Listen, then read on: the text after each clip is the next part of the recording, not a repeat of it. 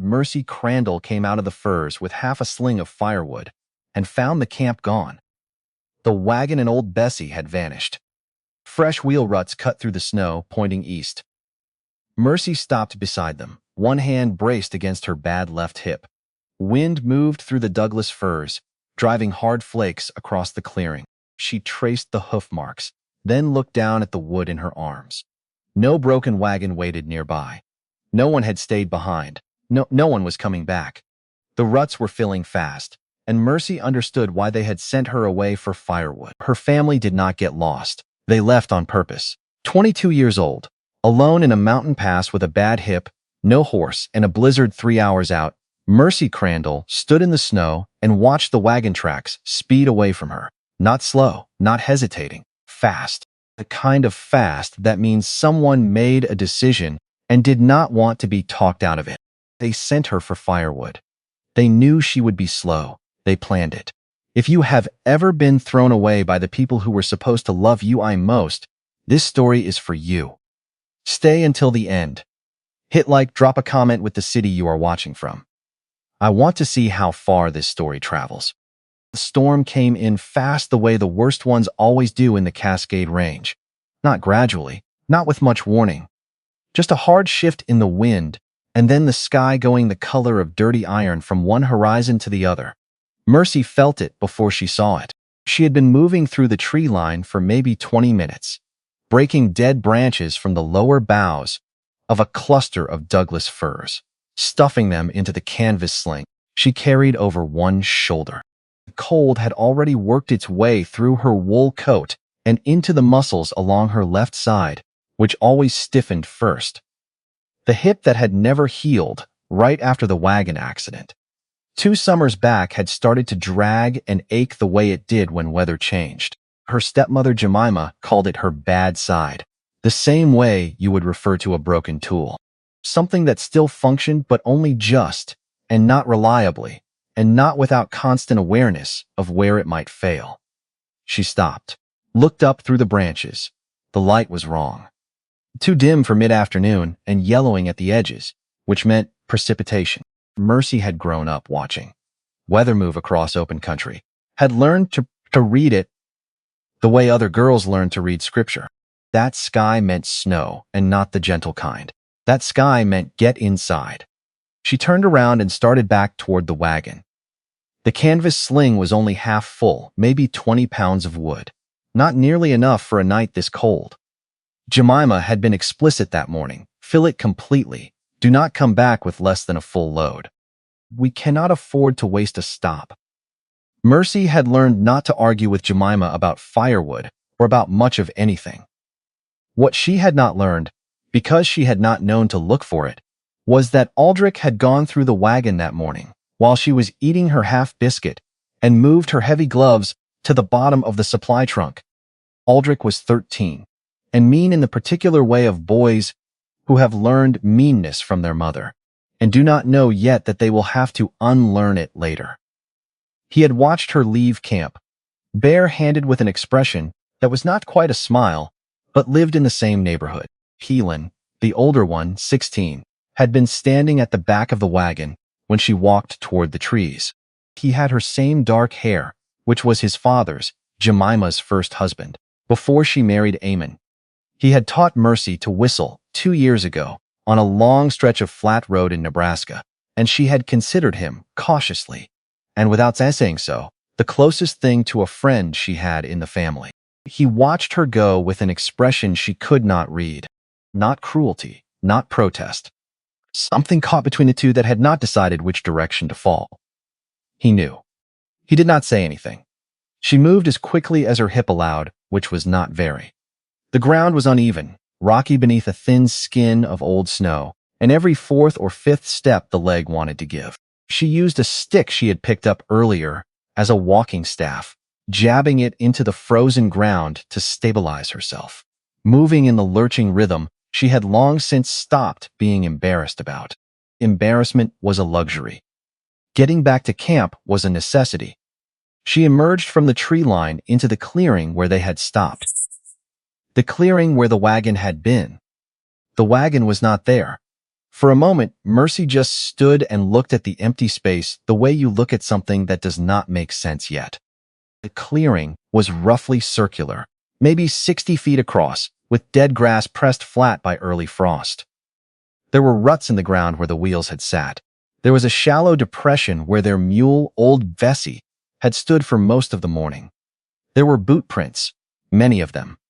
Her stepbrothers, Jemima, her father Amon's distinctive wide-heeled tread, and there was a single set of smaller prints, her own, leading away from the camp and into the trees. Papa. Her voice came out smaller than she intended. She cleared her throat and tried again. Papa. Nothing, just wind moving through the pass and the distant creak of timber. Mercy walked to the center of the clearing. The ruts in the ground told the story plainly enough once she made herself look at them. The wagon had been turned. The tracks showed the mule backing up, repositioning, and then it had moved east, further into the pass, not back the way they had come. She stood there holding her half-full sling of firewood and looked at those tracks moving away from her. She told herself there was an explanation. Maybe the storm had spooked the mule, and her father had needed to move to keep it calm. Maybe something had happened further ahead, and they had gone to investigate. Maybe one of the boys had gotten hurt, and they had to push forward to find shelter. She told herself all of this while her eyes moved slowly over the tracks on the ground. The thing about tracks in soft snow and frozen mud is that they do not lie. They show you speed. They show you direction. They show you intention. And those tracks, her family's tracks, her father's wagon, everything she owned in the world, those tracks were moving away from her at a pace that was not panicked, not rushed by a spooked animal. The wheel furrows were deep, and even the gait of the mule's hooves was controlled. They had walked away from her deliberately. At a measured pace, 3 weeks earlier, she had heard the conversation. She had not been meant to hear it. She had been half asleep in the back of the wagon wrapped in blankets, and their voices had carried on the still night air. Jemima speaking first, the way Jemima always spoke first. The girl cannot make it through the pass, Amon. Not with that leg. She will slow us down and we will all die trying to carry her. She is my daughter. She is a liability. You know it as well as I do. We have 3 children to think about. A long silence. Then her father's voice, low and tired. I will think about it. Mercy had told herself she had misunderstood. She had convinced herself it was just Jemima being harsh. The way Jemima was always harsh, and that her father would never do it. That there were some things a person simply did not do. She looked at the tracks. She had not misunderstood. Mercy sat down in the snow. She did not cry, not yet. She sat on the frozen ground in the middle of that empty clearing and looked at the tracks leading east, and for a long time she did not do anything at all. The wind picked up. The first few flakes began to come down, fat, lazy ones that meant more behind them. The stick she had been using as a walking staff lay across her knees. Her bare hands, the hands Aldrich had made sure would be bare, were already losing feeling at the fingertips.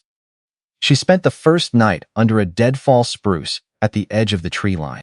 Getting there had taken most of what remained of the daylight, and by the time she had crawled beneath the low-hanging branches with her bundle of firewood and her one good flint, her teeth were knocking together, and the hip had gone from aching to a deep, grinding wrongness that she had learned to breathe through when nothing else was possible. She built a fire about the size of her 2 fists. That was all she could afford. Fires make light, and light can be seen, and she had no way of knowing who else moved through this pass in November. She ate the last of the food she had on her, half a biscuit from breakfast, so hard it nearly cracked a tooth, and a small piece of dried venison she found at the bottom of her coat pocket, which she chewed slowly and carefully, making it last. It was not enough. It was nowhere near enough. She thought about her situation practically without panic. What did she have? One wool coat, worn but intact. Boots that were good leather, slightly too big. Wool stockings. A canvas sling. 20 pounds of firewood that would last maybe 2 nights if she was conservative. A flint striker. A small folding knife she had kept in her coat pocket since she was 14. A tin cup. No food, no water except what she could melt from snow. No gloves. What did she need? To get out of these mountains before the big snow came, she looked up at the sky between the spruce branches. The clouds were low and moving fast, and they had that heavy, loaded look that the worst storms carried. She thought she probably had a day. Maybe two if she was lucky. She had not been especially lucky lately. In the morning, she would follow the wagon tracks east. Not because she expected her family to come back for her. She had already stopped expecting that. But because east was the way out of the pass. There might be a settlement at the other end. There might be trappers, travelers, someone. Or there might not be. She fed the last of the big pieces of wood into the tiny fire and pulled her knees to her chest and waited for morning. She did not sleep much. The cold would not let her go deep enough. She kept surfacing to feed the fire or to shift position when the hip went from discomfort to something that felt almost like a scream. And each time she surfaced, she was aware of how dark it was and how far away from anything human she was and how truly alone she had become. Before we continue, if stories like this mean something to you, hit subscribe and tell us where you are watching from. We love seeing how far these stories travel. The tracks had been mostly covered by new snow by the time she started east in the morning. But she could still make out the faint depression where the wheels had cut through. She followed it as best she could, moving slowly, stopping often. By midday, she had been forced to discard the firewood. It was too heavy, and her hands were going numb, trying to grip the sling without gloves. And the loss of it felt like losing the last thing she's had. The snow was coming steadily now. Not the heavy blizzard she had feared, not yet, but a persistent wet snow that settled into her collar and melted against her skin, and then refroze when the wind picked up. Her coat was soaked through by noon. By early afternoon, she was not sure she was still following the tracks, or if she had drifted off into the trees somewhere. By late afternoon, she was not going to make it out of the mountains. She understood this the way you understand things when you are past the point of panic. Clearly, without emotion. Like reading a map that shows you exactly where you are and exactly how far away everything else is. The distance was too great. The cold was too deep. Her leg had gone from dragging to something closer to buckling every few steps. She had fallen twice in the last hour. The second fall had taken several long minutes to recover from. The third fall, she thought, might be the last. She had drunk snowmelt when she could, and eaten exactly nothing since the night before. And the hunger had moved past the gnawing stage into something quieter and more dangerous. Her thoughts were slowing down. She had always had quick, sharp thoughts, had prided herself on it. Her mother had called her little hawk. Always watching, always turning things over, but her thoughts now were sluggish and kept circling back to nothing. She was still shivering. Barely. But barely was better than not at all. An old mountain man who had come through her father's trading post in Kansas 3 years ago had told her once that you stop shivering when you are really in trouble. Shivering is your body fighting. When it stops, you have run out of fight. She found a hollow between two large boulders out of the wind and sat down against the cold stone. She was not going to light a fire. She had no wood, and even if she had, she was not sure she had the fine motor control left to use the flint. Her fingers were past numb. They were past the place where she could feel them at all. She leaned her head back against the stone. She thought, I do not want to die. She thought it with a kind of mild surprise, the way you note an interesting fact. She had been too cold and too exhausted and too consumed with the mechanics of survival to feel much of anything for 2 days. But there it was, rising up through the fog. I do not want to die. I am 22 years old, and I have never been anywhere or done anything, and I do not want to die in the snow. The thought did not lead anywhere useful. She was going to die in the snow, regardless of whether she wanted to. The mountain did not care about what she wanted. Then she heard something. Not sound exactly. A change in the quality of the silence, the absence of wind, the settling of snow, that suddenly made her aware that something in her immediate world had shifted. She opened her eyes. There was a shape above her. Large. Standing between her and the snow-heavy sky, she had heard no footsteps, which meant the snow was deep enough to muffle them, which meant she had been sitting there longer than she thought. The shape resolved itself slowly into a man, very tall, wide across the shoulders in a way that was not fat, just bulk, the kind that comes from years of hard physical labor in cold weather. He wore a heavy fur coat, the kind that was clearly made rather than bought, with the skins pieced together roughly but effectively. A hat of dark beaver felt pulled low, a rifle across his back, and something dead hanging from his left hand. She could not make out what in the dim light. His face was half covered by a scarf wound twice around his lower jaw. He was looking at her. She looked back. For a moment, neither of them moved. Then, he crouched down slowly, the way you would crouch near something that might bolt.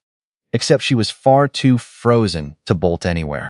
She could see his eyes, dark, assessing, moving over her the way a person's eyes move over something they are trying to understand. "You alive?" "Yes," Mercy said. The word came out strange, thick. Her lips were not working right. "You alone?" "Yes." He looked at her for another long moment. Then up and around at the trees, at the clearing, at the snow falling thick and fast. Whatever he was calculating, he seemed to reach a conclusion about it. "Can you walk?" She tried to move her legs. The hip seized immediately and a sharp involuntary sound came out of her. Not quite a cry, more like a punctuation mark, the kind your body makes without your permission. "No," she said. He looked at her leg, then back at her face. Then, without saying anything else, he set down the thing he had been carrying. A fox she saw now, frozen stiff, and unslung his rifle and set that down too. He crouched and got one arm beneath her knees and one behind her back. "This will hurt," he said, which was the most honest thing anyone had said to her in quite a long time. It did hurt. The movement of her leg sent a white-hot flare up through her hip and spine that made her vision go briefly dark at the edges. She made the sound again, the involuntary one.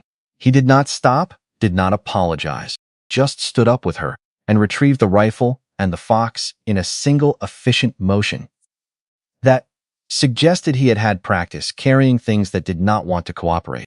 He started walking. "Where are you taking me?" she said.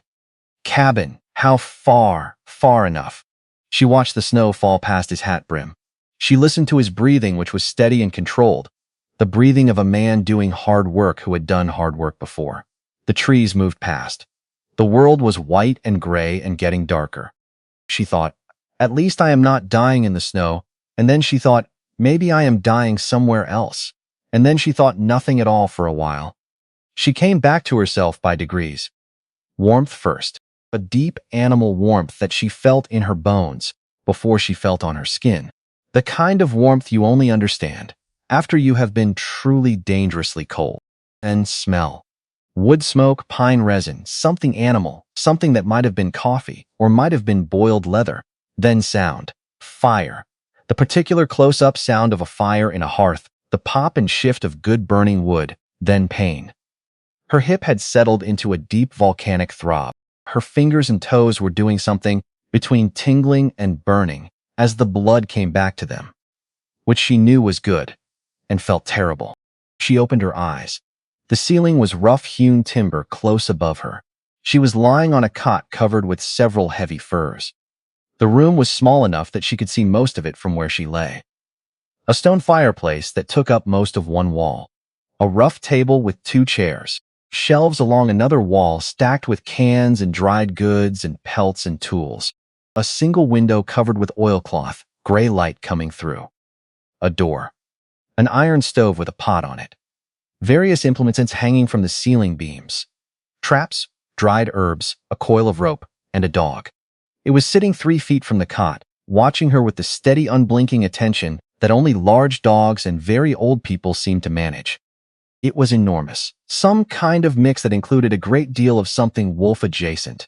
Pale gray fur, yellow eyes, an expression of complete neutrality that was somehow more unnerving than aggression would have been.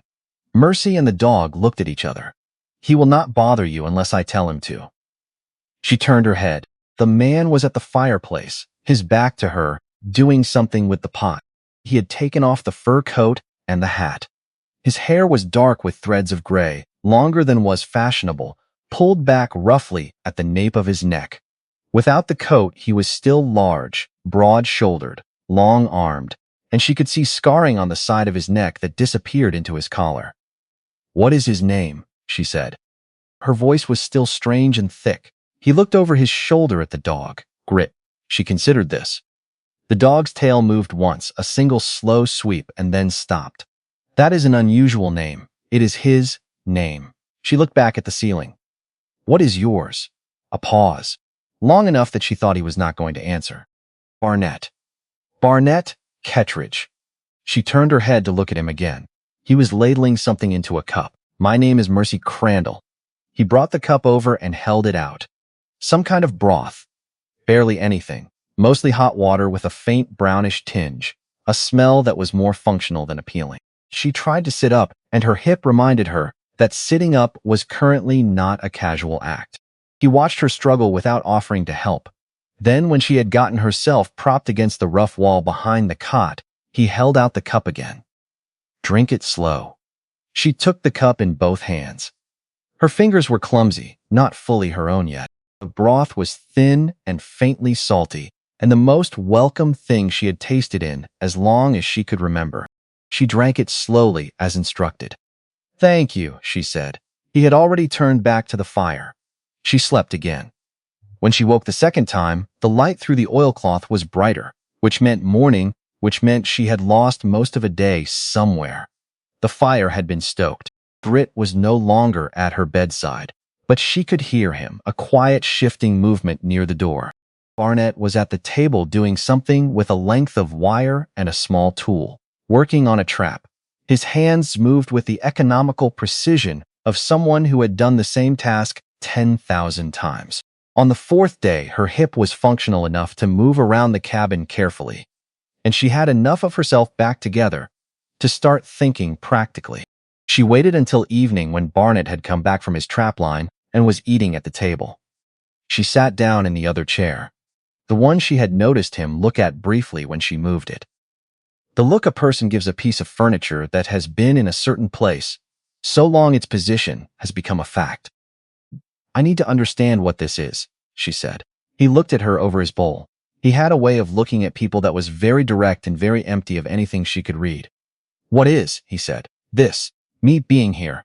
What you expect. What the terms are." He set down his spoon. "Terms. You found me. You brought me here. You have been feeding me. I assume that does not come without expectations." Something moved across his face. Not offense. More like recognition. "What kind of expectations are you worried about?" he said, the obvious kind. He looked at her steadily. "No," he said. "No, you do not have them, or no, you will not act on them." No to both. He picked up his spoon again. "You are in no shape, and you cannot get out of the mountains until spring. I am not going to add to your trouble." She studied his face. He was still eating, which she thought meant he had said what he meant and did not feel the need to elaborate. "All right," she said. "Then what do you need from me? Because I cannot just sit on that cot and eat your food and not contribute anything. I will not do that." He looked at her for a moment. "Can you cook?" "Yes." "Can you mend?" "Yes." "Can you stay out of my way when I am working?" "That depends on how much space you need." The corner of his mouth moved. It was not quite a smile. It was the facial equivalent of someone making a note. "That is the deal then," he said. "You cook and mend and keep the fire. I hunt and run the lines and keep the cabin standing. And in spring. In spring you leave." She nodded. "All right." He went back to eating. She watched him for a moment. "My family left me," she said. She had not planned to say it. It came out the way things do sometimes when they have been held too long. In the past, they sent me for firewood, and they left while I was gone. My father and my stepmother and my 2 stepbrothers. They just left." He did not say anything. He also did not look away. People usually looked away. "I saw the tracks," she said. "They did not panic. They did not get swept away by the mule. They made a choice." Silence. "I am telling you because I need you to know I am not going to do anything stupid like try to go after them or—" She stopped. "I just needed to say it to someone. I have not said it out loud yet." Barnett was quiet for a long moment. Then he said, "Eat something." She blinked. He nodded toward the stove. "You have not eaten enough today." It was not sympathy exactly. It was something more basic than sympathy. Something that meant you are alive and that has to keep going. And she found to her mild surprise that it was enough. If you have made it this far, stay. Because the man who saved her has secrets of his own. And this mountain is about to test both of them in ways neither one expected. She got up and got more food from the pot. Her hip held. She sat back down and ate. Outside, the storm had found them again, and the wind threw snow against the oilcloth window and made the fire lean in the hearth. But inside, the fire held. The cabin was small and rough and smelled like traps and dog and wood smoke. She ate. She was alive. For now, that was the whole of it. The first full week in the cabin nearly broke her in a different way than the cold had. Physical survival had its own logic. Keep warm, keep fed, keep moving, that she understood. What she had not anticipated was the particular difficulty of existing in close quarters with a man who communicated primarily through silence and expected you to figure out the rest on your own. Barnett Kettridge did not explain himself. He did not explain his routines, his expectations, his moods, or his reasons for doing things in precisely the way he did them. He simply did them in the same order at roughly the same times. And if you were in the way, you learned quickly to not be in the way. He woke before light. By the time gray came through the oilcloth, he was already gone, out on the trap lines, and he returned by mid-afternoon, sometimes earlier if the weather turned. He ate twice a day. He spoke rarely. What Mercy came to understand over those first days was that his silences were not all the same thing. There was the working silence, dense and focused, and not directed at her. There was the eating silence, which was simply a man who found conversation incompatible with food. And there was a third kind that appeared in the evenings when the day's work was done and the fire was good. A silence that was less like absence and more like presence, like someone standing near something without knowing quite why they had stopped walking. She did not name it. Naming it seemed like the surest way to make it disappear. The first morning she was mobile enough to stand at the stove. For any length of time, she made hoe cakes on the iron griddle from cornmeal and salt and rendered fat. When Barnett came in and smelled food that was not broth, he stopped. He looked at the plate. He looked at her. "Sit," she said. "They are going to get cold." He sat. He ate 3 of them without saying anything. Then he said, "There is molasses in the tin on the second shelf. I saw it. I was not sure if you were saving it." Not for anything particular. She got the molasses. He poured some over the remaining hoe cake and ate it. She sat across from him with her own plate and did not try to make conversation, because she had already learned that conversation with Barnett Kettridge was not something you could force into existence. But the hoe cakes were gone. Every one of them. And when he went back out, he did not say thank you. But he also did not say do not bother, which she decided to count as the same thing. She spent that morning taking inventory of the food stores systematically. What she found was not encouraging. Dried meat, venison, and rabbit. Canned goods, mostly beans and tomatoes. Cornmeal and a small amount of flour. Dried apples gone leathery. Salt. Coffee barely enough, rendered fat. Honey instead of sugar, 1 small jar. Very little rice. She thought about 2 people eating instead of 1. She did the arithmetic in her head. And it did not produce comfortable results. She did not say anything about the arithmetic. But that evening, when she made stew with one of the rabbits he brought back, she made sure every piece of the meat was used, and the bones went back into the pot for broth. He noticed. She could see it in the way he looked at the pot, then at her. He did not say anything. He ate. The harder adjustment was the physical space. The cabin had been built for 1 person, and it accommodated 2, with the grudging tolerance of a space that had never imagined needing to. They walked into each other 3 times in the first week. The first time at the salt jar, her stepping back onto his foot. The second time worse. He came in from outside, suddenly the door catching wind and swinging hard, and the surprise made her turn fast, and the hip answered with a sharp refusal, and she went down on one knee. He was there, before she had finished, going down, one hand gripping her upper arm, taking her weight. She steadied. He let go, stepped back, like touching her. Was something he had done on instinct, and was not sure about now. I have a bad hip, she said, looking at him levelly. It is not going to get better. It is just the way it is. I would appreciate it if you would stop monitoring it like it is going to suddenly become your problem. It is already my problem if you fall and cannot work, he said. That was such an honest and purely practical response that she almost laughed. Fair point, she said. I will be more careful. She was more careful, and over the following days, she noticed something. A pot moved to a lower shelf. The water bucket relocated to a spot she could reach each without stretching. Small adjustments, done without comment, that made moving through the cabin slightly less of a negotiation with her own limitations. She noticed and decided not to mention it. Acknowledgement might make him stop. The third collision was her fault entirely. She had been mending his lighter working coat, a long tear along the back seam that had been patched away before, and she had been so focused on the stitching that she had not heard him come back in. When he put his hand on the coat to take it from the hook she was reaching, for simultaneously, they were suddenly occupying about 6 inches of the same space. She felt the warmth of him before she registered he was there. She stepped back. He stepped back. A half second of recalibrating. I was mending it, she said, the back seam. The stitching that was there before was wrong for the stress point. It will hold better done differently. He was quiet for a moment. What do you know about stitching seams? My mother was a seamstress. She turned the coat to show the first 6 inches of rework. She taught me everything she knew. I am probably the best seamstress within 50 miles of wherever we are right now. The corner of his mouth did the thing.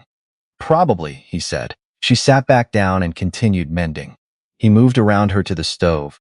She listened to him pour coffee and thought about how that was the most she had made him say in days. Small victories. You counted them. If you are enjoying this story, take a second and subscribe. It helps us keep making stories like this one.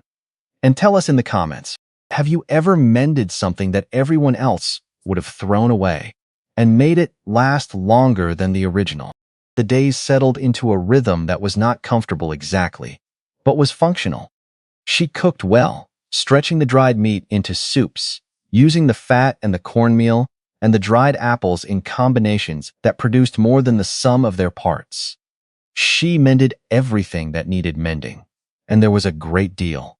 Sleeves missing buttons, wool trousers with a knee darned so many times the darn itself was unraveling, boot liners sewn with rawhide cord that worked but was terrible for warmth.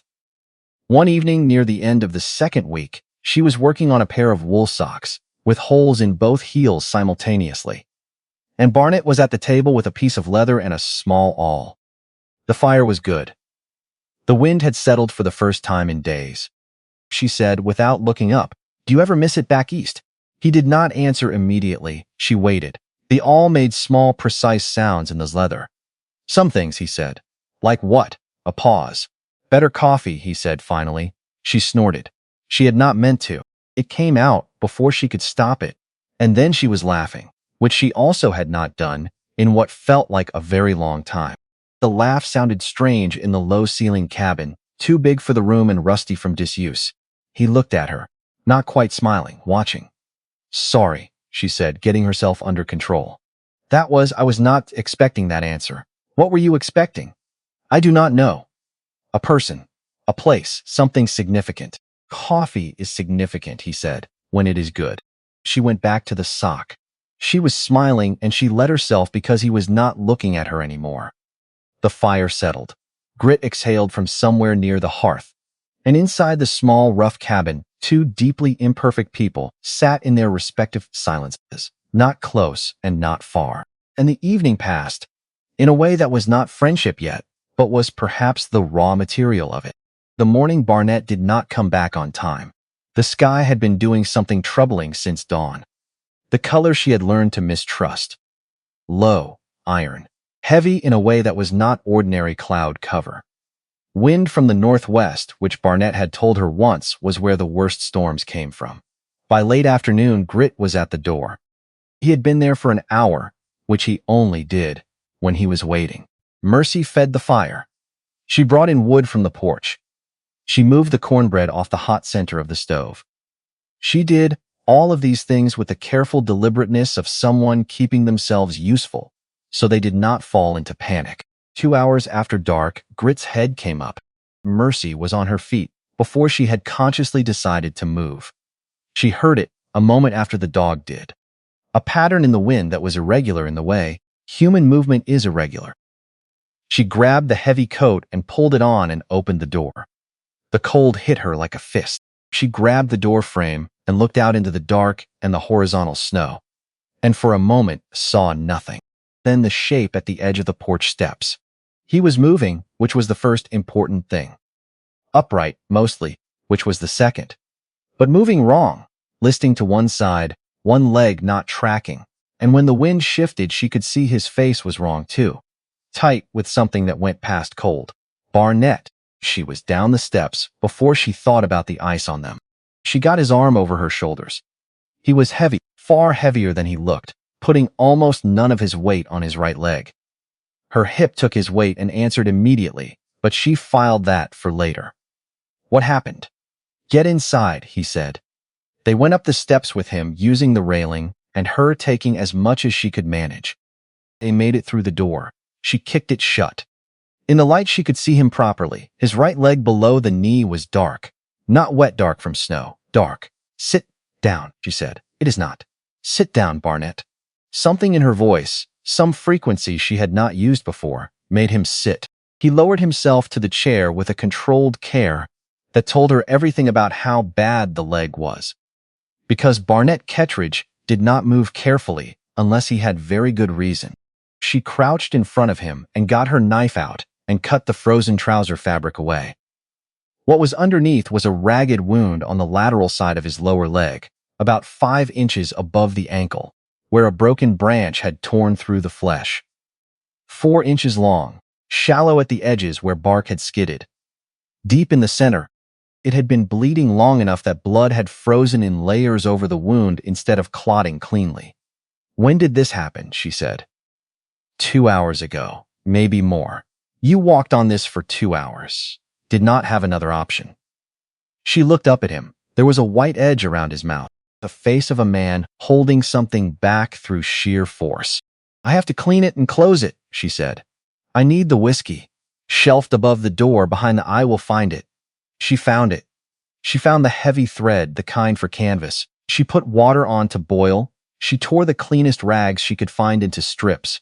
She brought everything back and pulled her chair in front of his and sat. This is going to hurt. A lot, I know. Do you want something to bite on? He looked at her with an expression that was about 30% offended. Fine, she said. Hold the chair. She cleaned the wound. The whiskey went on directly. He made a sound that was almost nothing, almost completely suppressed, but she felt the muscles in his leg go rigid under her hands, and she pressed harder rather than lighter because stopping partway through was worse than going quickly. Talk, he said through his teeth. She talked. Something about the cornbread, about rationing the cornmeal, about whether the proportion of fat made a difference in how it held together. She kept her voice level while her hands did what they needed to do. He held the back of the chair and breathed. When she had it cleaned, she looked at the edges. They would pull apart if not closed properly. She had sutured twice before, once on a dog when she was 16, once on her own hand 2 years ago. Both times she had felt the particular awful intimacy of pushing a needle through flesh, and she had done it anyway because the alternative was worse. I have to stitch it. I have done it before. Not on anything this size. But I know what I am doing. He looked at her. In the firelight, his face was open, in a way she had not seen before. Like pain had taken down something he usually kept up. I believe you, he said. She threaded the needle and started. She worked methodically the way her mother had taught her to work on difficult fabric, not thinking too far ahead. Just the next stitch. He did not make sound. He breathed. She could feel him breathe in the slight rise and fall of his leg under her hands. Grit placed himself against Barnett's left leg and leaned there with the steadiness of a dog who understood something was wrong and had made a decision about what to do about it. 12 stitches. She tied off the last one and sat back. "It is done," she said. He looked down at it. He took a long breath through his nose. "Thank you," he said. His voice was different, not softer exactly. But the layer had changed. She wrapped it tightly, firm enough to hold pressure, not so tight it would restrict circulation. Then she stood, and her legs were unsteady, in a way she had not permitted herself to notice until now. "You need to get to the cot," she said. "I am fine in the chair. The chair is not where you sleep when you have a wound like that. You need to be flat and warm." She looked at him. "Do not argue with me about this." Something that might have been amusement crossed his face under the exhaustion. "You are different," he said. "Different from what? From when I found you. You found me half frozen. Most things would be different from that." "That is not what I mean. You were frightened before." "Not now. I do not have time to be frightened right now." "No," he said. "That is not it either." She helped him to the cot. She covered him with the heaviest furs. She put the thinnest piece of wood on the fire so it would hold through the night. She pulled the second chair to the side of the cot and sat. "I will stay up in case the fever starts." "You do not need to, Barnett," she said. His name the way she would say stop. "Let me all right," he said. The fever came on the second day and broke on the third, the way fevers do, suddenly and messily. She kept cold compresses through the night, changed the bandage, watched for red lines spreading from the wound. None came. On the second day of fever, he was awake enough to be difficult. He wanted to check the north line. She told him no. He said the traps needed running. She told him the traps would keep. He drank water with the particular energy of a man doing something under protest and wanting that to be known. "You are stubborn," he said. "Learned it from someone," she said. When the fever broke, she did the food arithmetic again. 10 days if careful, less in hard cold. Barnett told her about a snare 50 yards northeast of the cabin in the draw between two big spruce, simple trigger. Rabbits used that draw consistently, and there was dried fish in a tin under the second shelf. 6 pieces, hard and dark. She revised the calculation upward by 4 or 5 days and felt the relief of it physically. 4 days. The distance between making it and not making it was 6 pieces of dried fish in a forgotten tin. She checked the snare the next morning and the next, emptied both times. On the third day, while she was crouching at the draw resetting the trigger, Grit's ears went flat and a low sound started in his chest. She stood and saw movement in the trees. A man. Old, lean, dressed in heavy furs, rifle across his back. Hiram Galt. 65 years on him, and every one of them visible. He had been trapping the adjacent territory for years, crossed paths with Barnett once or twice a season to trade salt and news. He looked at Mercy with open surprise. "Barnett has got company." "That is new. That is real new." He came back to the cabin with her, saw Barnett on the cot. The two men spoke the way men speak who have known each other a long time without being close. Few words, each one carrying more than its surface weight. Hiram had dried venison and salt. Mercy offered 3 fox pelts from the curing rack. Hiram looked at her, then at Barnett, who said nothing. She negotiated the terms herself. Hiram accepted. That evening, while Barnett slept, Hiram sat by the fire across from Mercy and studied her with the direct assessment of a man who had stopped pretending interest, was impolite, around the time his hair went gray. "You know why he is up here," he said. "No." Hiram was quiet for a moment. "I do not know the whole of it. But I know he came here 11 years ago, carrying something that was not pelts. Whatever happened back east broke something in him, not the kind that heals." He looked at her, and his voice was not unkind, but it was straight. "You seem like a capable girl. But this mountain is not a place for staying. It is a place for hiding. Do not confuse the two." Mercy looked at the fire. She thought about his words carefully. Then she said, "Did you ever ask him what happened?" "Once." He did not answer, and I did not ask again. "Then you do not know if this mountain is where he is hiding or where he is living." "And neither do I. But I know the difference between someone who has given up and someone who has chosen something difficult. He built this cabin. He runs those lines every day. That is not hiding. Hiram looked at her for a long time. Then he nodded slowly. You might be right, he said. He left the next morning. Before he went, he set a handful of rifle cartridges on the table without comment and walked out into the trees the way he had come, slowly and without looking back. Mercy stood on the porch and watched him go and thought about what he had said. A place for hiding, a place for staying. She looked at the cabin behind her, at the chimney putting out smoke, at the mountains. She did not feel like she was hiding. Stay until the end, because what happens next on this mountain, what these two people are about to face together, it is the part that changes everything. The snare stayed empty 3 more days. On the 4th day after the fever broke, Barnett was upright and moving around the cabin despite everything she said about it. His leg held his weight with what she could see was significant cost, but it held.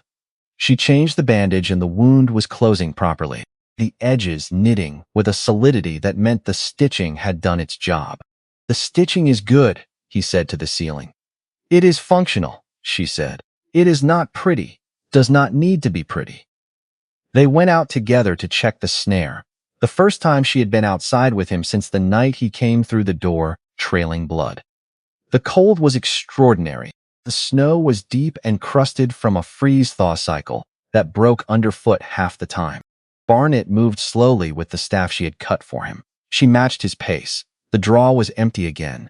She watched him crouch carefully, read the snow around the snare with focused attention. He touched 2 places, examined the trigger, looked at the surrounding trees. Move it, he said. 10 feet north. There is a run here, he pointed. She looked and saw nothing. They have been traveling along the base of that blowdown. The snare is set wrong.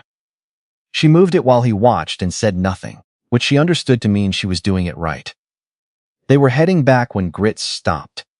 Not the alert but casual posture of scenting, something interesting. The full body stillness of an animal that has identified a specific threat. His head was up, gaze fixed on the tree line to the west, and a sound started in his chest that she had never heard from him before. She stopped. Barnett stopped. How far back is the rifle? He said quietly. 60 yards. They heard them before they saw them. Short, high vocalizations moving through the trees from more than one direction. Grit's growl deepened. Walk back, Barnett said. Do not run, I know. They turned and walked. The deliberate pace of people who understood that running triggered pursuit, and the cabin was not far enough to make running viable anyway. She moved closer to his left side without making a production of it. She could hear his breathing change, the leg costing him more on the return. She saw the first one at the tree line. Gray and thin in a way that meant real hunger, not healthy leanness. The gaunt, angular look of an animal moving through bad country in a bad winter with not enough to eat.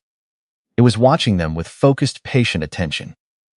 There were 3 more she could see, probably more she could not. 30 yards to the porch. 20. The wolves had come to the edge of the trees and stopped, which was not reassuring. It meant they were close enough to think about it. 15. The lead wolf moved, not a full charge, a testing movement, angling toward Barnett's right side where the staff and the limp made him look like the weaker target. Mercy saw it happen and turned toward it and shouted, not words, just sound, loud and sharp and as aggressive as she could make it. The wolf checked and pulled back. 10 yards to the porch. She got there first and had the rifle off the wall and back through the door in under 10 seconds. Barnett came through with Grit at his heels, and she put her shoulder against the door, and they got it closed. For a moment, they both stood there. Her heart was going very fast. You shouted at it, Barnett said. It worked. It worked, he agreed. He looked at her with the expression she had come to think of as his version of respect. Something that did not look like other people's versions, but was unmistakable once you knew what you were looking for. She went to the window and lifted the corner of the oilcloth. 5 wolves in the clearing. All of them gaunt. All of them watching. They will come back, she said. Tonight probably. Or they will wait and watch. They have probably been following the cabin's smell for days, he said. We have been burning the bones and scraps in the stove, but this cold carries scent differently. She thought about the snare in the draw and how far it was, and what checking it tomorrow would look like with a wolf pack that had identified them. We have to solve two problems, she said. The wolves and the food. If we solve one, we solve both. She understood what he meant. She looked at the wolves and thought about the meat on them, and felt the particular weight of necessity. That night, they took turns at the window. When it was his watch and she was supposed to be sleeping, she could not.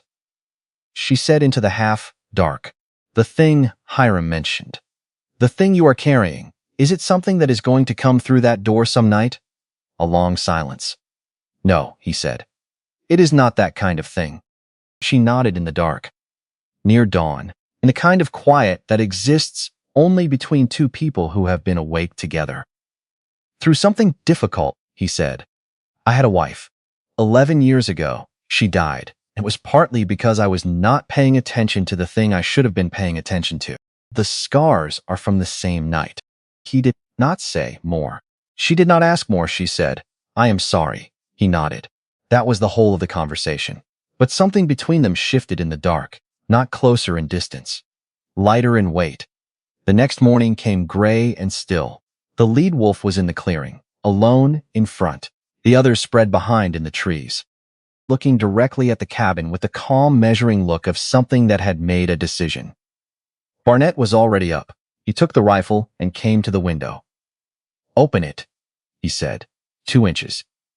She opened the oilcloth. The lead wolf's head came up. Barnett steadied the rifle against the window frame, his left leg doing most of the work. His breathing slowed. She did not breathe at all. The shot was loud in the morning stillness.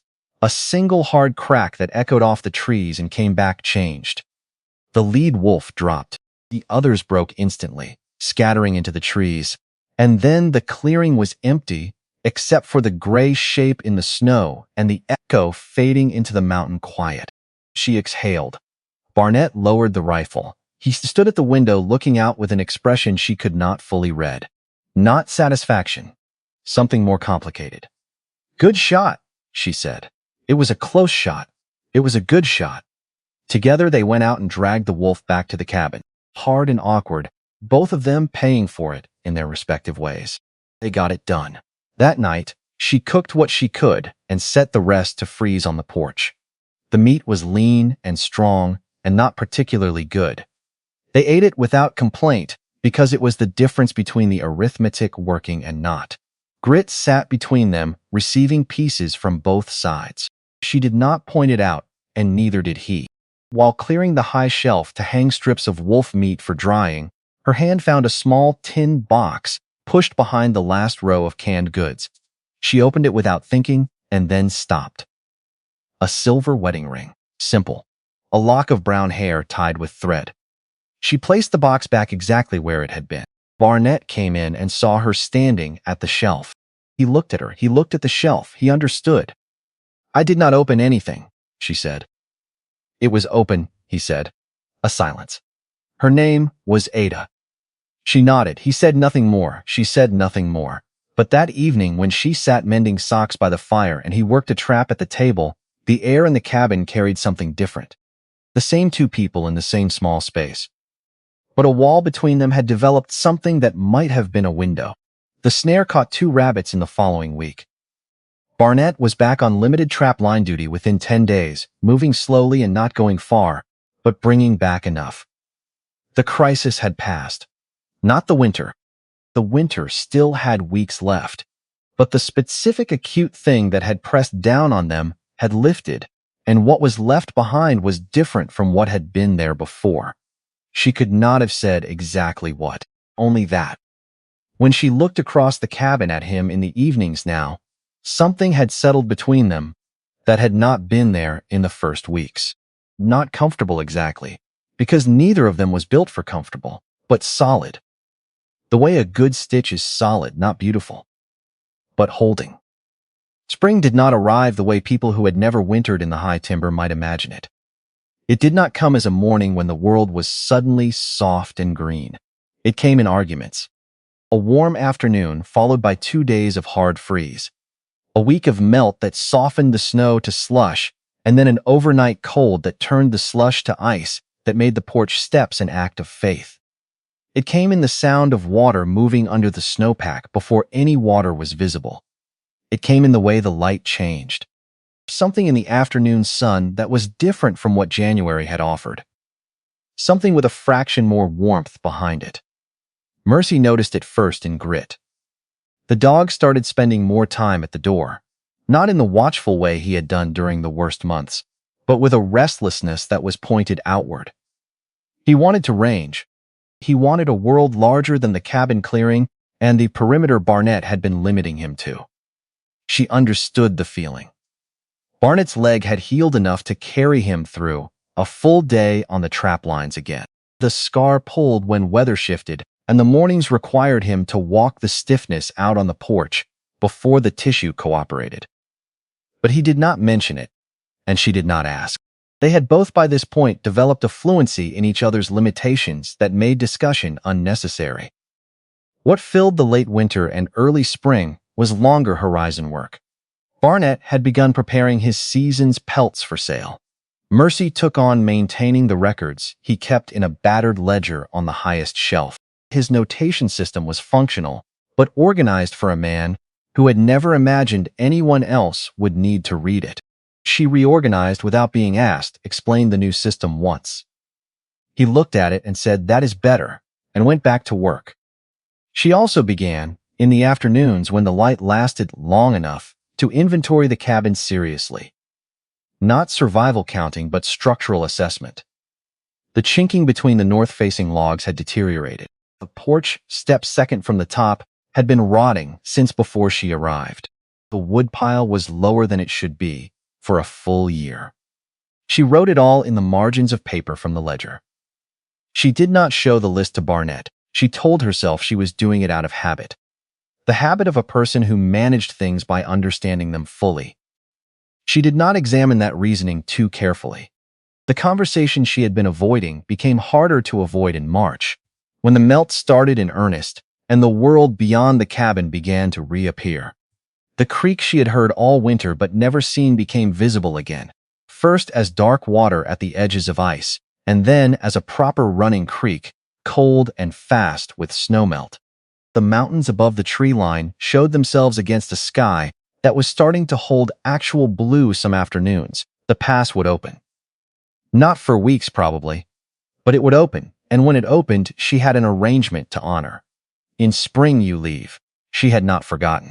She had simply put it in a part of her mind that she was not visiting regularly. She was awake earlier than usual on a morning, in late March, the fire already going. Sitting at the table with her hands around a cup of coffee. Real coffee, which Barnett had produced from a small tin she had not known about, appearing one morning with an expression that was as close to conspiratorial as his face was capable of getting. She was thinking about what came next. She had no home to return to. She had no family, not in any functional sense. She had no money, no property, no destination. She had come through that pass with people who did not want her. And she had survived the winter with a man who very much had not wanted her originally, and had nevertheless kept her alive. And in the spring, she was supposed to simply choose a direction and walk in it. Barnett came in from checking the morning. He was moving better than he had in months. He came to the stove and poured coffee, and then, instead of going to his chair or to the work table, he stayed standing with his back to her for an unusual length of time. She waited. "There is going to be a wagon train through," he said eventually, to the wall above the stove. "Month and a half, maybe 2 months. They come through the lower pass in late May most years. I go down and trade the season's pelts. There is a trading post at the junction." "All right," she said. "You could join them." He turned slightly, not facing her but no longer fully turned away. "I have gold set aside from good years. You could take enough to get yourself set up somewhere." "A town. Portland has grown considerably. Sacramento. Somewhere with more than this." She looked at him. He was looking at the middle distance with the carefully neutral expression he wore when something was costing him more than the words themselves. She understood then that he had been holding this for a while, preparing it. The plan, the gold, the sensible transition. The way you prepare something for someone when you have decided their well-being matters to you, more than your preference for the outcome. How much gold? She said. Something shifted in his jaw. Enough. That is not an amount. Enough to start over comfortably. He turned and looked at her. You deserve a better situation than this. A real house, a town, people. She looked at her coffee. She thought about Portland, Sacramento. Towns with proper buildings and shops and neighbors. She tried to picture herself arriving with enough gold to be respectable. Starting whatever came next. The picture did not take hold the way she expected it to. You want me to go, she said. I want. He stopped, started again. What I want is not the relevant question. It is one of them. He was quiet. Barnett, do you want me to go? The silence that followed was the third kind, the one that felt like presence. It went on long enough that a log shifted in the fire, and Grit raised his head from the floor and lowered it again. No, Barnett said. He said it the way he said things that were true and uncomfortable, and that he had clearly argued with himself about before saying, No, I do not want you to go. But what I want does not. Stop saying that. She stood up from the table, not dramatically, just stood because she needed to be standing for this. I have spent my whole life around people who told me that what they needed mattered more than what I needed, and what I could offer and who I was. My stepmother told my father that I was a liability, and my father, who I believed loved me, decided that was an arithmetic he could live with. Her voice stayed even. She had made peace with the fact of it, if not with the feeling of it. I am not doing that again. I am not letting someone else decide what I am worth and where I belong. So I am asking you directly. Do you want me to stay? Another silence. Shorter this time. Yes, he said. Then, say so. Do not pack my bag and hand me gold and make the decision for me, because you have decided you are not worth staying for. That landed. She could see it land. A small tightening around his eyes. A fractional shift in how he was standing. She had not meant it as a weapon exactly, but she had meant it as true, and it was true. And she was not going to unsay it. It is not a small thing, he said. Staying here, it is a hard life. It does not get easier. I know that. I have been living it for 4 months. A hard life gets harder when. He stopped. When? What? He looked at her with the expression she had seen a handful of times. The one that appeared when he had come as close to the surface of himself as he usually allowed, and then stopped, because going further was territory he did not have easy access to. When you care about whether someone is all right, he said, it gets harder when that is involved. She understood what that sentence had cost him. She did not treat it cheaply. She let it sit for a moment in the air between them.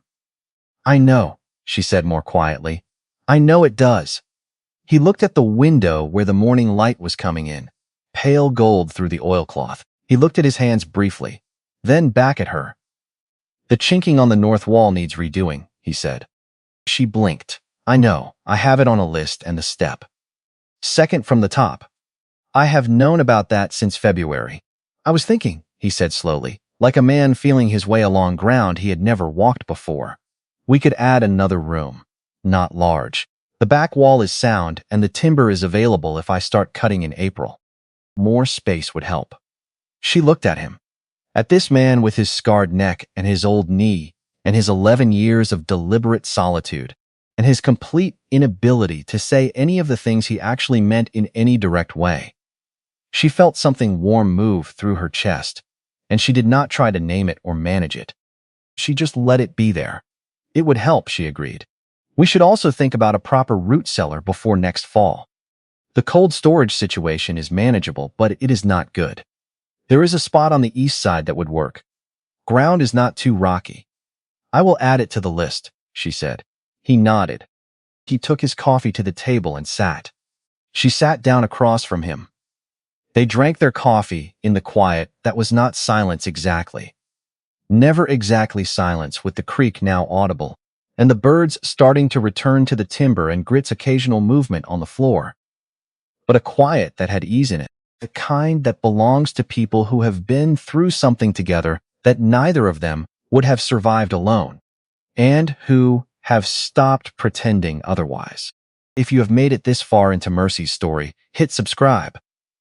Because what she is about to find out at the trading post is the part I have been waiting to tell you. 6 weeks later, the wagon train came through the lower pass. Mercy stood on the porch and watched the line of canvas-topped wagons move through the valley below, small with distance, their pace unhurried in the warm spring air. Maybe 20 wagons with a dust cloud that meant dry ground, which meant real spring, had arrived and was staying. She watched them and thought about herself 4.5 months ago, in a wagon moving through a mountain pass, believing that the people on the seat ahead of her were the fixed point around which her life was organized. She thought about her father. She had done this less as the winter progressed. Not because it hurt less, but because she had gotten more honest with herself about the geography of it. He had loved her. She still believed that, but love and choice were separate things. And he had made his choice, and she had been building in the aftermath of it the way you build after a flood, using whatever materials are still sound, putting them together differently than before. They went down to the trading post 2 days later. The mule Barnett kept at a lean to shelter a 1/4 mile from the cabin. One of many things about the property she was still discovering, pulled the sled loaded with the season's pelts. The trading post was small and crowded with wagon train traffic, smelling of unwashed travelers and tobacco and fresh-cut lumber, the most noise and human density she had experienced since November. She found it overwhelming for about 20 minutes. Then she found her footing. She negotiated the price of the pelts herself. Barnett stood slightly back and let it happen. She got a better price than the trader's first offer, and a fair price on the boots she chose, which were better quality than she had expected to find out here. She said so, and the trader seemed pleased to be recognized for something beyond his location. She bought coffee, real coffee, the good kind, cornmeal and flour and salt and dried fruit, the roofing material for the addition, and on an instinct she did not second-guess, a small pane of actual glass to replace the oilcloth in the window. It was expensive. She did not regret it for a moment. They were loading the sled when the man approached. He was maybe 50, dressed a degree better than most of the people here. Not a trapper, not a farmer. Something in between that involved other people's assets and a talent for arithmetic that served himself more than it served them. He had the look of a man who had learned to read a room the way a card player reads a table, and he had been watching Mercy negotiate from across the trading post floor. "You are Crandall's girl," he said, "the one with the bad leg." Mercy's hand stopped on the rope she was tying. She looked at him. "Declan Saltonstall," he said, as if the name should mean something. "I do business along the corridor. I crossed paths with your family's wagon on the other side of the pass before the winter." He looked at her as if waiting for her to fill in a piece he was missing. "I heard what happened." She said nothing. Saltonstall seemed comfortable with silence in the way of men who used other people's discomfort as leverage. He continued, "Your family had a rough time of it after the pass. The mule died in the second storm. Without the mule, the wagon had to be abandoned. Your stepmother made them walk to the relay station. 3 days on foot in the cold." He paused. Not for effect exactly.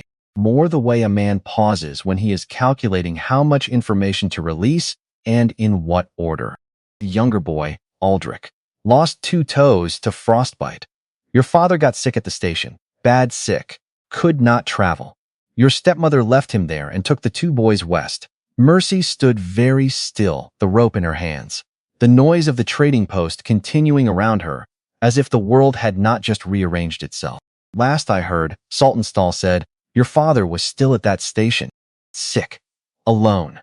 She felt Barnett shift behind her. Not closer, just a change in his attention. The way Grit's ears moved when something in the environment changed. Saltonstall let the information sit for a moment. Then his eyes moved to the sled loaded with pelts and timber. He looked at Barnett. He looked back at Mercy. The calculation in his face was not subtle. "Seems like you landed on your feet, though. Must be nice. That trapper up there, he has got prime territory. Good lines. If you are looking to sell access to those lines, I know buyers who would pay well for the right too. We are not selling anything, Mercy said. Saltonstall smiled, the smile of a man who had heard no before and considered it a temporary condition. Just a thought. Offer stands. He walked away. She watched him go. Her hands finished the knot on the rope without her thinking about it. The hands knew what to do. They had learned that this winter, how to keep working when the rest of her was somewhere else. She stood there for a full minute after Saltonstall disappeared into the crowd of the trading post, and she thought about her father lying in a relay station somewhere on the other side of the mountains. Sick. Alone. Left behind by the woman he had chosen over his daughter. Left behind in the exact same way he had left Mercy. The same arithmetic applied by the same person. You are a liability. We cannot afford to carry you. She thought about Aldrich. 2 toes lost to frostbite. She thought about the morning in November, when he had hidden her gloves at the bottom of the supply trunk and watched her walk into the cold bare-handed, with something that was not quite a smile. She thought about how the cold does not care about intentions or cruelty or the petty calculations of a 13-year-old boy who learned meanness from his mother. Cold just does what cold does, and the body pays. She thought about Jemima, moving west with the 2 boys. Leaving Iman at the station the way she left everything that stopped being useful. The way she would leave the boys too, eventually, if the arithmetic ever demanded it. Because that was what Jemima did. She did not feel cruelty as cruelty. She felt it as efficiency. Mercy did not feel satisfaction. She searched for it and found it absent. She did not feel pure sympathy either, which surprised her slightly, and then did not surprise her at all. What she felt was clarity. The clear understanding that what had happened to her family was not punishment. It was not cosmic justice. It was the same equation Jemima had run on Mercy, running itself out to its natural conclusion on everyone else. The same method, the same result. If you treat people as numbers in a calculation of cost and benefit, eventually the calculation turns on you. Not because the universe is fair, because arithmetic does not play favorites. She did not say anything to Barnett about her father. Not yet. She would, she thought, on the ride back. Or that evening. Or she would not. The information was hers to carry and hers to decide what to do with. That itself was something. The right to decide what mattered and what did not. The right to hold a thing or set it down. Nobody was making that choice for her anymore. A woman from the wagon train approached while they were finishing loading. About 40. Trail weathered. The look of someone who had been moving for months and had made a particular kind of peace with it. You are not with the train, the woman said. No, Mercy said. I live up the mountain. The woman, Orinda Endicott, was her name. She offered it without being asked, glanced at Barnett lifting timber onto the sled, then back at Mercy. Through the whole winter, yes, alone, not alone, Orinda studied her. The evaluating look of a woman who was assembling a picture and deciding whether to comment on what she saw. She seemed to decide that what she saw did not require her commentary. It is hard country, Orinda said. It is, Mercy agreed. It is also mine. She had not planned to say it. It came out with the simple certainty of something she had known without knowing she knew it. And she stood with it for a moment after it left her mouth, testing it the way you test a step before putting your full weight on it. It was true. The mountain and the timber and the cold and the particular quality of the air up there, the creek and the cabin and the morning light through the oilcloth and now soon through glass. It was hers in a way that was different from ownership. It was hers because she had bled for it in the particular way of a person who nearly dies somewhere and then chooses to stay. Because nothing is truly yours until you have paid for it in something real. Orinda nodded as if she understood this. Then she walked back toward her wagon. Barnett appeared at Mercy's shoulder. He had heard the last part, she thought. Or enough of it. Ready, he said. Yes. They loaded the last of it and turned the mule back toward the mountain. The ride up was long, and she was tired from the noise of the trading post, and she let herself be tired without fighting it. Swaying slightly with the motion of the sled, watching the valley fall away behind them, and the timber close back in around the track. After a while, she told him, quietly, what Saltonstall had said about her father, about the mule dying and the wagon abandoned, and Aldrich's toe sick, and Amon and alone at the relay station, and Jemima walking west without looking back. She told it the way she told things now, evenly, without performance, letting the facts carry their own weight. Barnett listened without interrupting. When she had finished, he was quiet for a time. Then he said, what do you want to do about it? She thought about it. She thought about it seriously and honestly and without the impulse to give the answer that sounded best, or most forgiving, or most like the person she wished she was. Nothing, she said. Not nothing forever, but nothing right now. He made his choice. I made mine. If he finds his way out of that station, and if he ever comes looking, I will deal with it then. But I am not going back through that past to rescue someone who left me to die in it. Barnett nodded once. He did not tell her she was right or wrong. He did not offer an opinion she had not asked for. He just took the information and held it the way he held most things. Steadily, without needing to do something about it immediately. The afternoon light was doing something particular to the mountains above, turning the snow on the high peaks to something between pink and gold, a kind of color that only exists for about 20 minutes at this time of year. The light on those peaks, she said. Barnett looked, held on it for a moment. March is better, he said. Sometimes when the clouds are a certain way, it goes red. Real red. Real red. You will see it. Next March. He was talking about next March, naturally, without making a point of it. The way you mention a seasonal thing to someone who is going to be there for the season. The way you share the calendar of a place with someone who belongs to it. She faced forward, again. I want a garden, she said, on the south side of the cabin. The sun is good there in the afternoon. We could have vegetables by midsummer. Ground is hard to break up there. I know. I will start now and work it in pieces. Pause. I will help, she nodded. You can help. The cabin came into view through the trees as the light was going.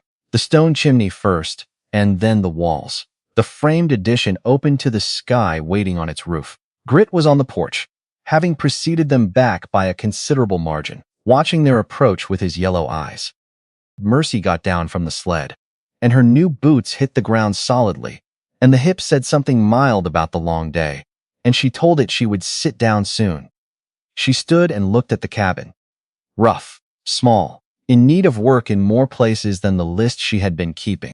Not the cabin of someone who had ever had enough help or enough time or enough of anything, except the stubborn willingness to keep going. Her family had calculated on a November morning that she was a cost they could not carry.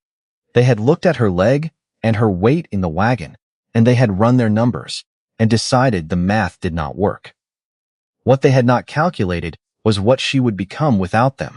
And this was the thing nobody told you about being thrown away by the people who should have kept you.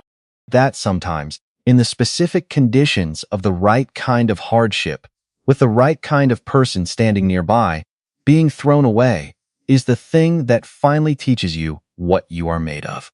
You find out that you can stitch a wound in a man's leg with your hands shaking and get it right.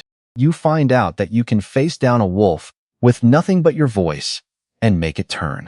You find out that you can build a life from the raw material of being unwanted if you are willing to put in the work. Being discarded does not define you. How you build after it does. She was not grateful for what her family had done. She was not going to perform gratitude for pain that was real and had cost her real things. But she was standing on a mountain in spring in boots that fit and next to a man who had said yes when it counted, and she was going to break ground on a garden tomorrow morning. Barnett had unhitched the mule and was carrying the first load inside. He paused in the doorway and looked back at her, still standing in the clearing. You coming in a minute. He looked at her, the way he looked at things he was trying to understand, not impatiently, just fully. Then he went inside and left her to her minute. Because that was what he did, and she had long since understood that it was one of the most important things about him. She stood in the clearing in the last light and let it be everything it was. Cold, still in the shade of the trees. The creek running somewhere below, the sound of it clean and constant, the mountains holding their last hour of color above the timber. Then she turned and walked inside. She pulled the door shut behind her. The fire was going and the coffee was on, and she sat down and took off her new boots and began to read through the list of what came next. There was a great deal on it. She was already looking forward to all of it.